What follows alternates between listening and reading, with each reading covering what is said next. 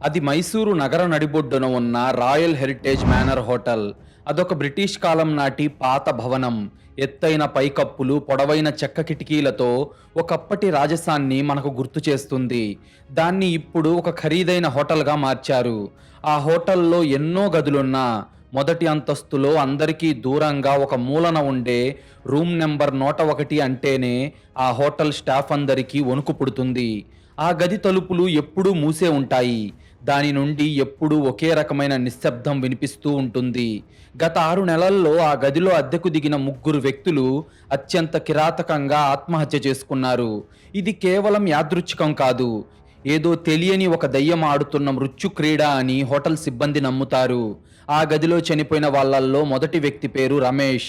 ఒకరోజు రాత్రి ఆ గదిలోకి వెళ్ళిన రమేష్ ఉదయమయ్యేసరికి ఫ్యాన్కి ఉరేసుకొని శవమై వేలాడుతున్నాడు. అతని కళ్ళు భయంతో బయటకొచ్చున్నాయి.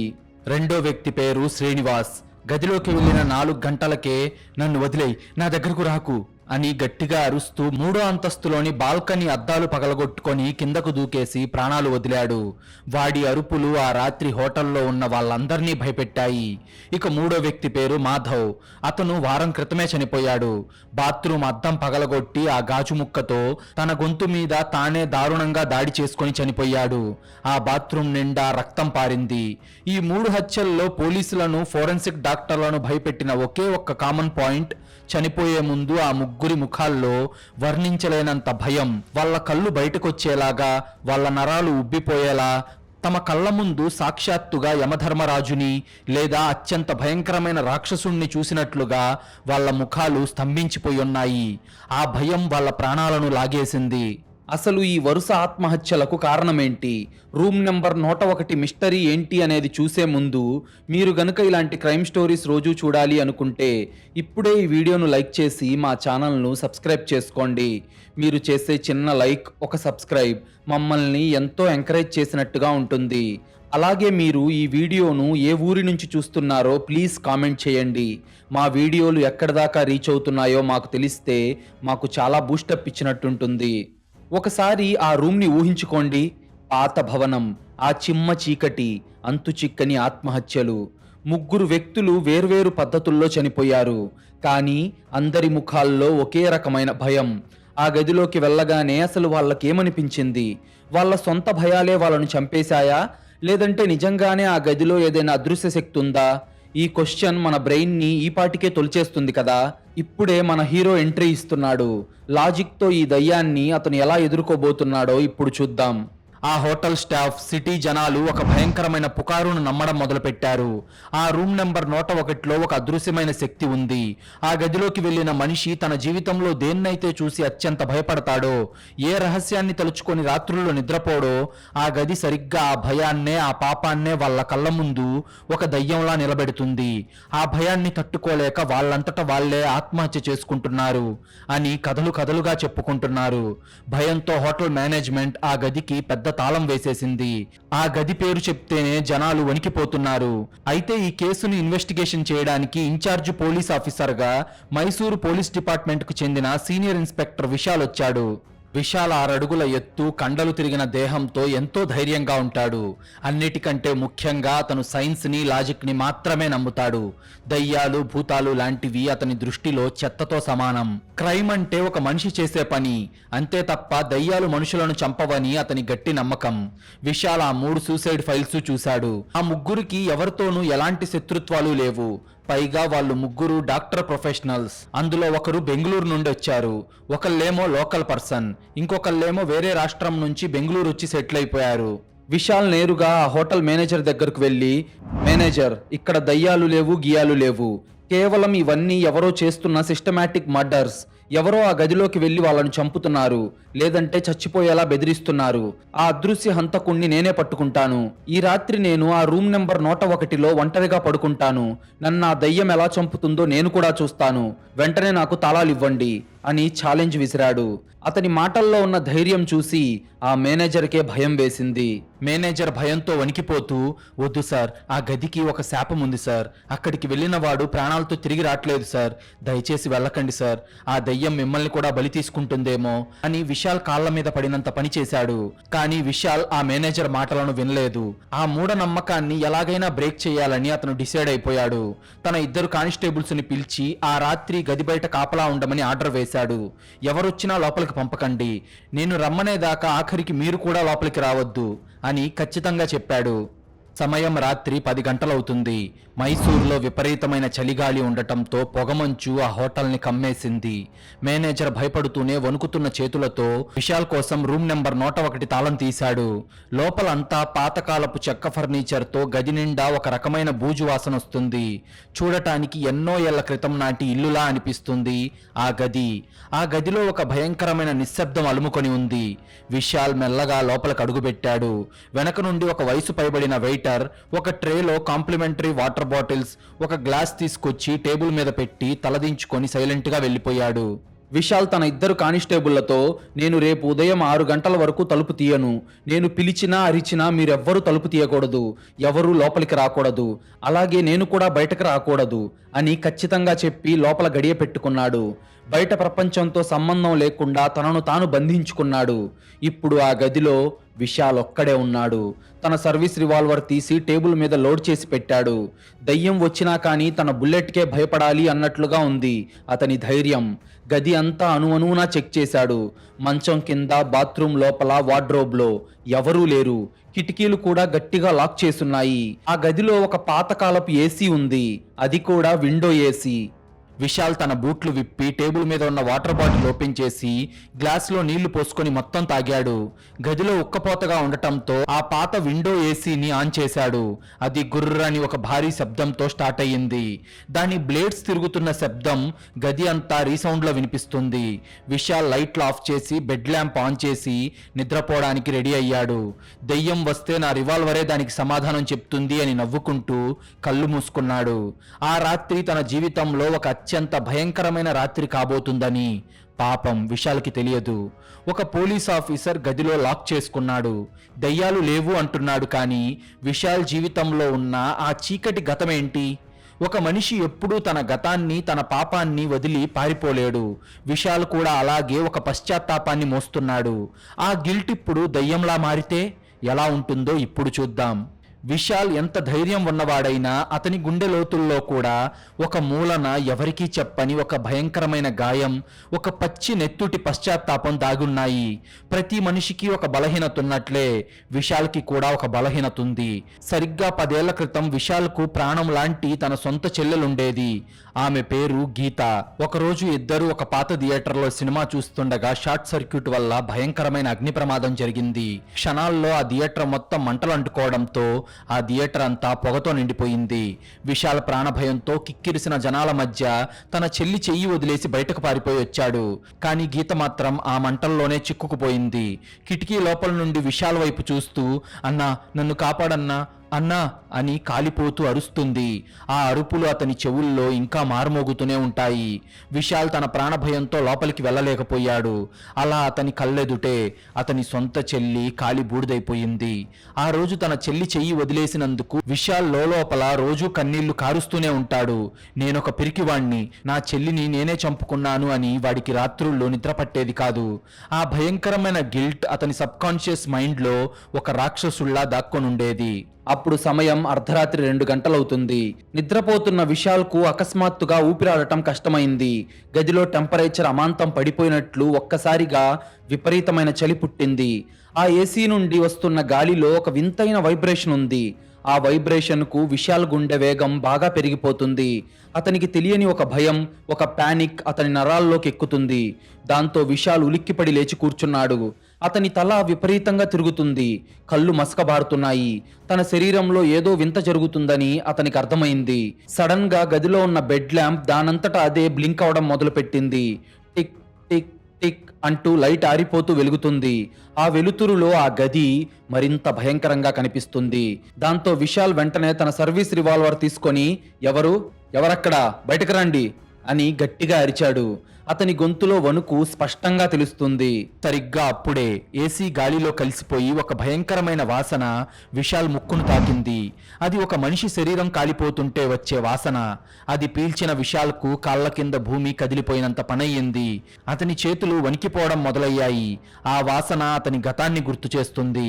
ఆ గదిలోని ఒక మూలలో చీకట్లో ఒక నల్లటి ఆకారం కదులుతున్నట్టు అతనికి కనిపిస్తూ డబ్ డబ్ డబ్ అని అడుగుల చప్పుడు వినిపించింది. ఆ చీకటి మూల నుండి ఒక ఆడపిల్ల మెల్లగా నడుచుకుంటూ విశాల్ వైపు వస్తుంది. బ్లింక్ అవుతున్న లైట్ వెలుతురులో ఆమె ముఖం విశాల్కు స్పష్టంగా కనిపించింది. అయితే ఆమె మరెవరో కాదు, 10 ఏళ్ల క్రితం మంటల్లో కాలిపోయిన అతని సొంత చెల్లి గీత.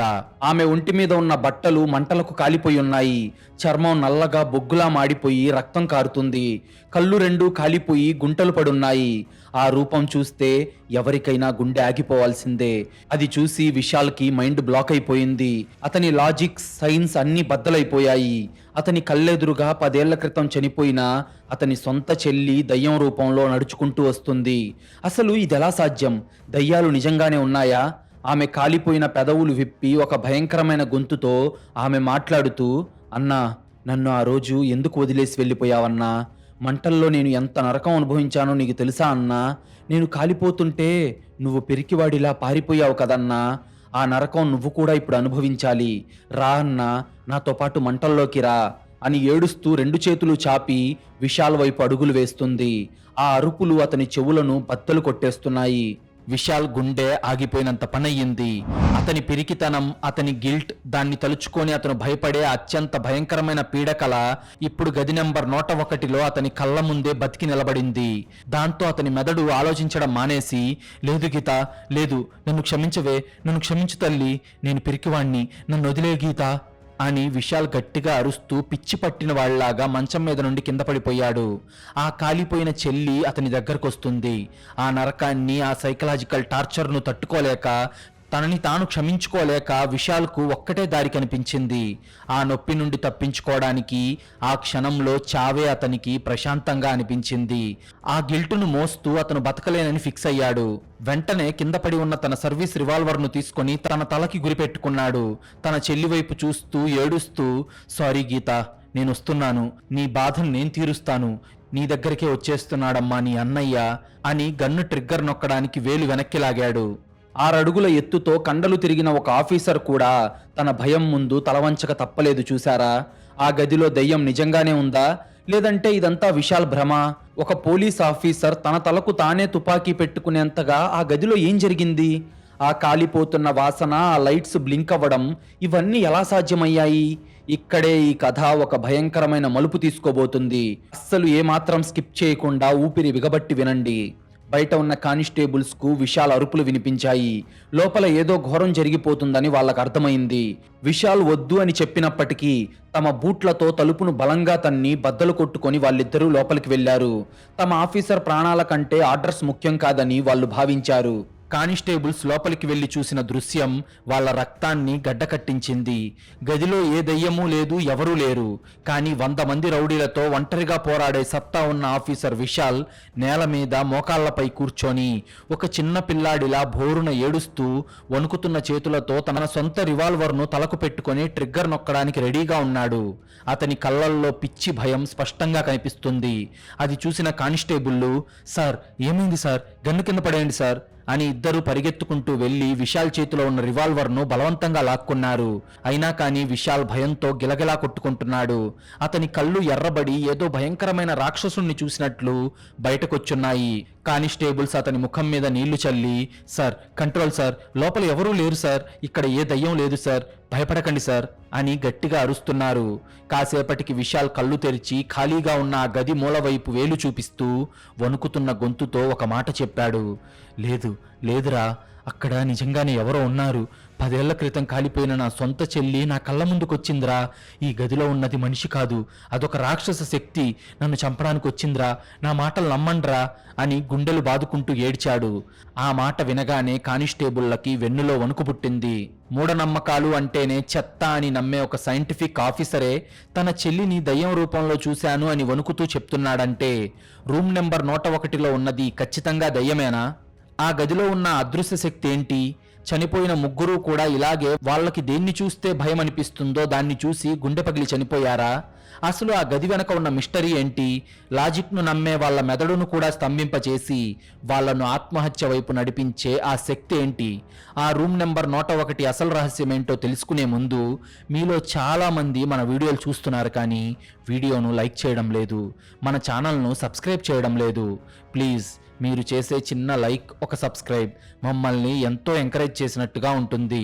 అలాగే మీరిచ్చే ఒక్క పాజిటివ్ కామెంట్ ఇలాంటి క్రైమ్ స్టోరీస్ రోజు మీ ముందుకు తీసుకురావడానికి మాకు చాలా బూస్టప్ ఇచ్చినట్టుంటుంది. నా చెల్లిని దయ్యం రూపంలో నా కల్లారా చూశాను అని గుండెలు బాదుకుంటూ ఏడుస్తున్న ఆఫీసర్ విశాల్ను చూసి కానిస్టేబుల్స్ భయంతో వణికిపోయారు. విశాల్ను వెంటనే పట్టుకొని ఆ రూమ్ నెంబర్ 101 గదిలో నుంచి బయటకు లాక్కొచ్చారు. విశాల్ కళ్ళు తెరిచి చూసేసరికి ఆ గదిలో దయ్యం లేదు, కాలిపోతున్న తన చెల్లి లేదు. కేవలం ఆ పాత ఏసీ నుండి వస్తున్న గుర్రనే శబ్దం మాత్రమే వినిపిస్తుంది.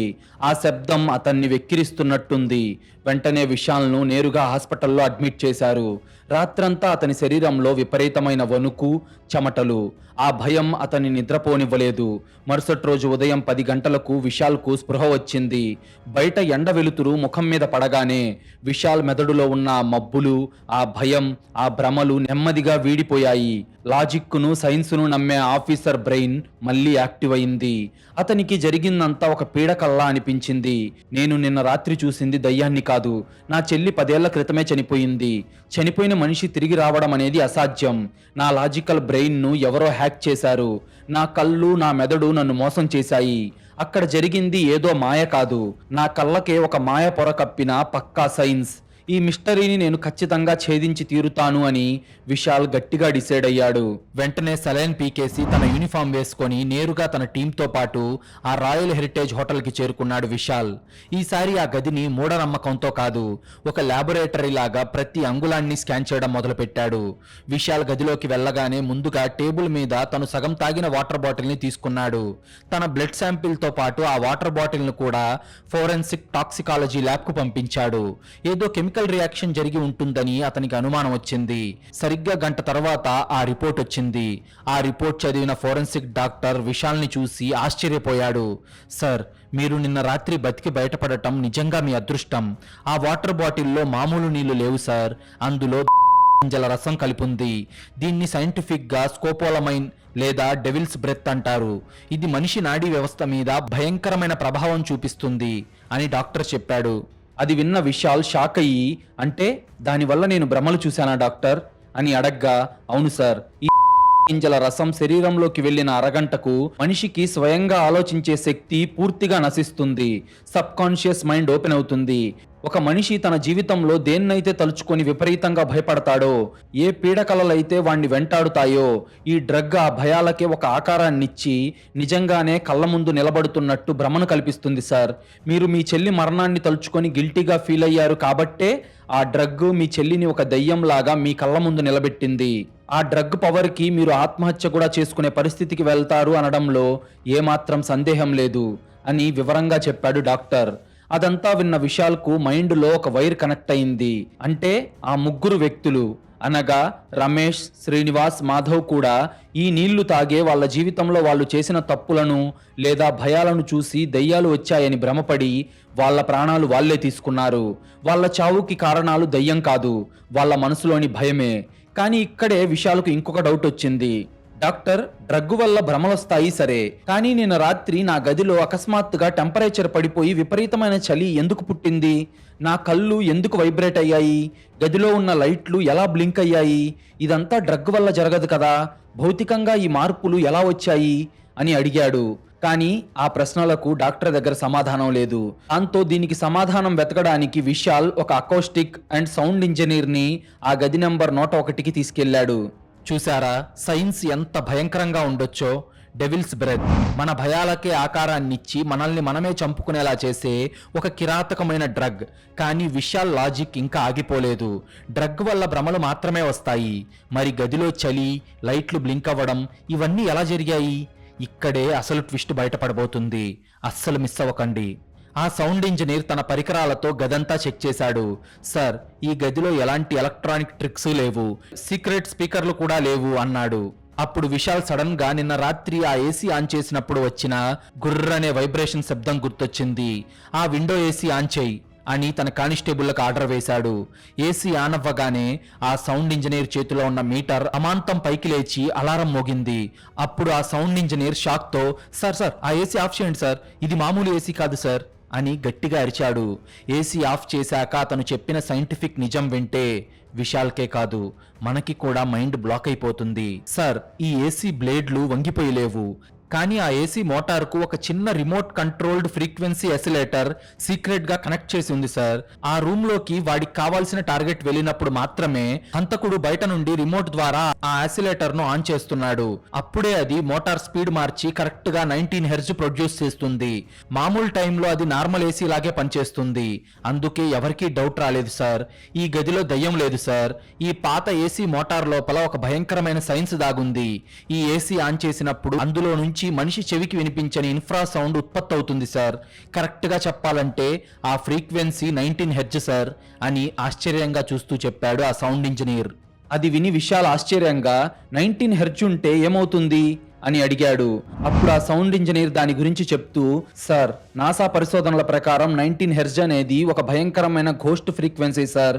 ఈ సౌండ్ మనిషి చెవికి వినిపించదు, కానీ మనిషి శరీరం మీద ఈ సౌండ్ పడినప్పుడు మన శరీరంలోని అవయవాలు, ముఖ్యంగా కంటిగుడ్లు విపరీతంగా వైబ్రేట్ అవుతాయి సార్. కంటిగుడ్డు రీజోనెన్స్ కరెక్ట్ గా 18 నుండి 19 హెర్ట్జ్ ఉంటుంది. అలా కళ్ళు వైబ్రేట్ అవ్వడం వల్ల మనకు చీకట్లో నల్లటి ఆకారాలు, దయ్యాల్లాంటివి కదులుతున్నట్టు కనిపిస్తాయి సార్. మీరు చూసిన ఆకారాలన్నీ మీ కళ్ళ భ్రమే.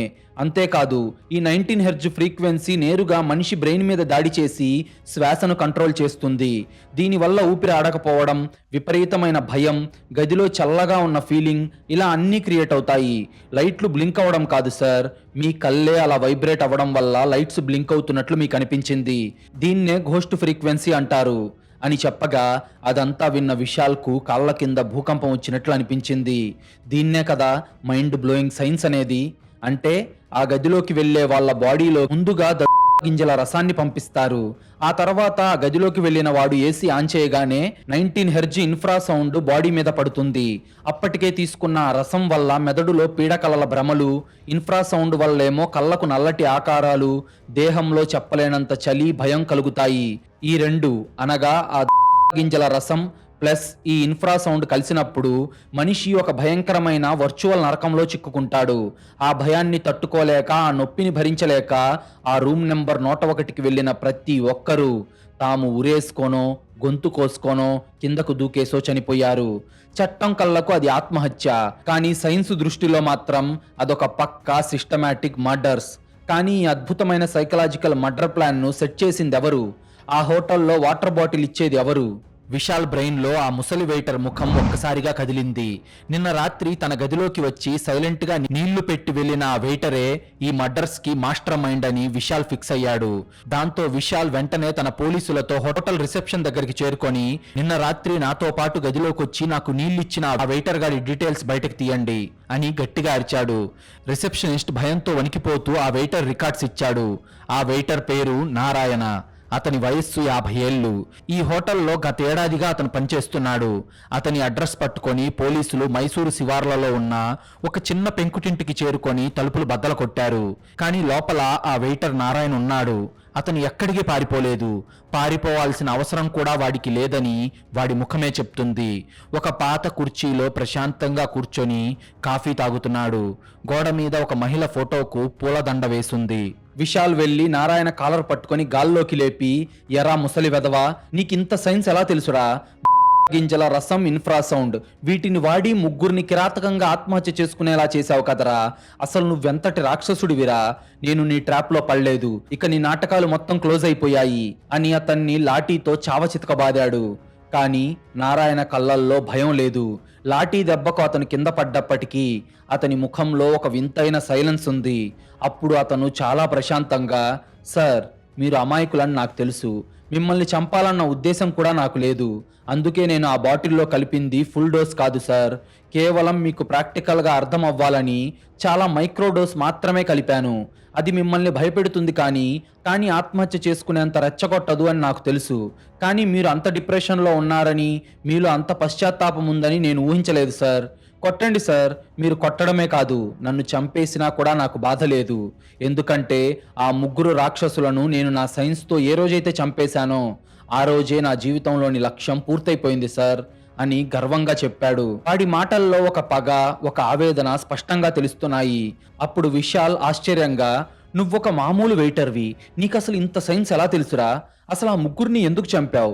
వాళ్ళకి నీకు ఉన్న పగేంటి? వాళ్ళేమో డాక్టర్లు, నువ్వేమో ఒక వెయిటర్వి అని అడిగాడు. అప్పుడు నారాయణ తన ఇంట్లో ఉన్న ఒక పాత ట్రంక్ పెట్టి ఓపెన్ చేసి అందులో ఉన్న కొన్ని డాక్యుమెంట్స్ విశాల్ ముందు వేశాడు. ఆ డాక్యుమెంట్స్ వాడి అసలు స్వరూపాన్ని చెప్పకనే చెప్తున్నాయి. ఆ డాక్యుమెంట్లను చూసిన విశాల్కు మైండ్ బ్లాక్ అయిపోయింది. ఎందుకంటే నారాయణ ఒక మామూలు వెయిటర్ కాదు. అతను గత 10 ఏళ్లుగా బెంగుళూరులోని ఒక పెద్ద యూనివర్సిటీలో పనిచేస్తున్న అకౌస్టిక్స్ అండ్ సౌండ్ ఇంజనీరింగ్ డిపార్ట్మెంట్కు హెడ్ ఆఫ్ ద ప్రొఫెసర్. మరి ఒక ప్రొఫెసర్ ఆ హోటల్లో వెయిటర్గా ఎందుకు చేరాడు అన్న విశాల ప్రశ్నకు నారాయణ గొంతులో నుంచి కన్నీటి ఫ్లాష్ బ్యాక్ బయటకొచ్చింది. అప్పుడు నారాయణ తన కన్నీళ్లు తుడుచుకుంటూ, సార్, నా భార్య పేరు కళ్యాణి, ఆమె అంటే నాకు ప్రాణం. ఇద్దరం అనాథలం సార్, పైగా మాకు పిల్లలు కూడా లేరు. ఒకరి కోసం ఒకరు బతుకుతున్నాం సార్.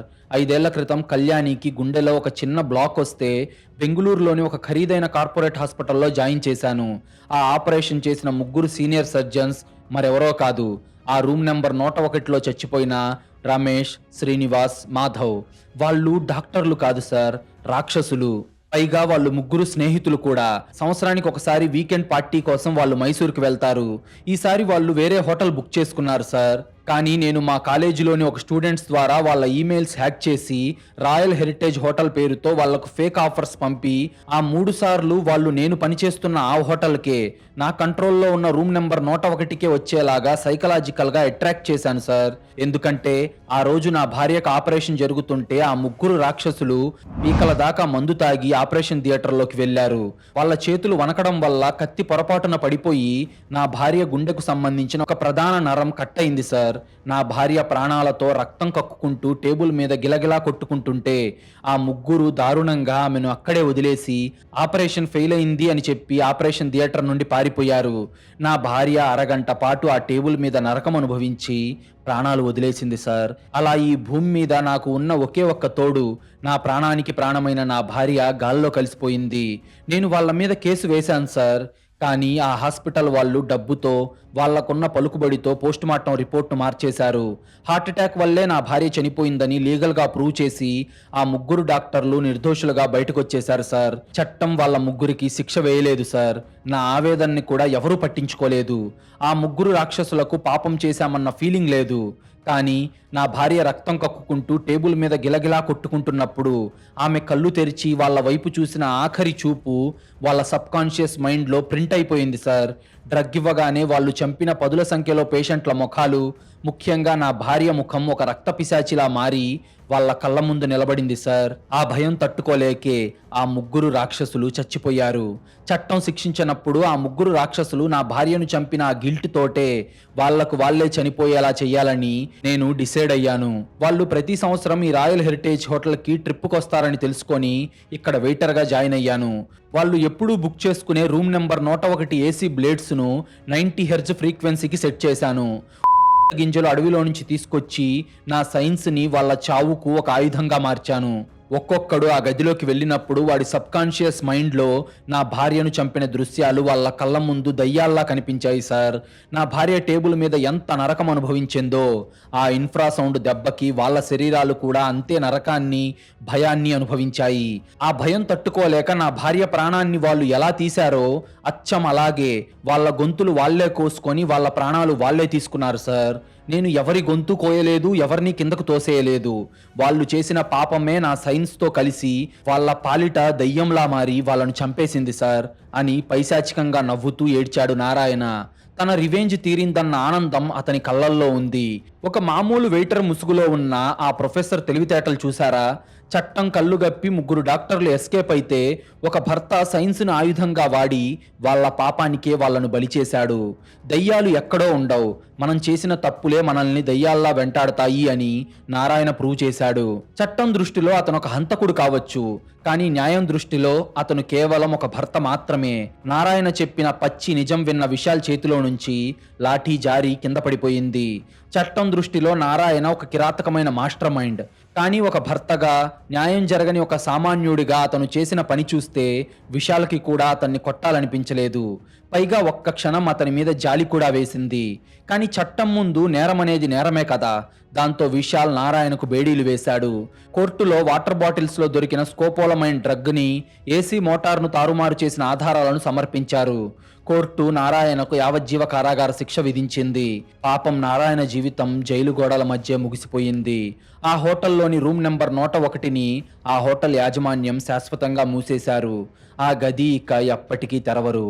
కానీ విశాల్కు మాత్రం ఆ గది ఒక అతిపెద్ద జీవిత సత్యాన్ని నేర్పించింది. దయ్యాలు, భూతాలు పాడుబడిన భవనాల్లో ఉండవు. ఒక తప్పు చేసి ఆ తప్పును కప్పిపుచ్చుకొని బ్రతికే ప్రతి మనిషి మెదడులో వాడు చేసిన పాపమే ఒక దయ్యంలా దాక్కొనుంటుంది. అది బయటకొచ్చినప్పుడు వాడిని నిలువునా కాల్చేస్తుంది. ఒక సామాన్యుడు సైన్సును, మనిషి భయాన్ని ఒక మారణాయుధంగా మార్చిన ఈ గది నెంబర్ 101 కథ వినే మన అందరి మనసులో ఉన్న పాపాలను, భయాలను ఒక్కసారి గుర్తు చేస్తూ ముగుస్తుంది. మీకు గనుక ఈ క్రైమ్ స్టోరీ నచ్చినట్లయితే ఇప్పుడే ఈ వీడియోను లైక్ చేసి మా ఛానల్ను సబ్స్క్రైబ్ చేసుకోండి. మీరు చేసే చిన్న లైక్, ఒక సబ్స్క్రైబ్ మమ్మల్ని ఎంతో ఎంకరేజ్ చేసినట్టుగా ఉంటుంది. అలాగే మీరిచ్చే ఒక్క పాజిటివ్ కామెంట్ ఇలాంటి క్రైమ్ స్టోరీస్ రోజు మీ ముందుకు తీసుకురావడానికి మాకు చాలా బూస్టప్ ఇచ్చినట్టుంటుంది.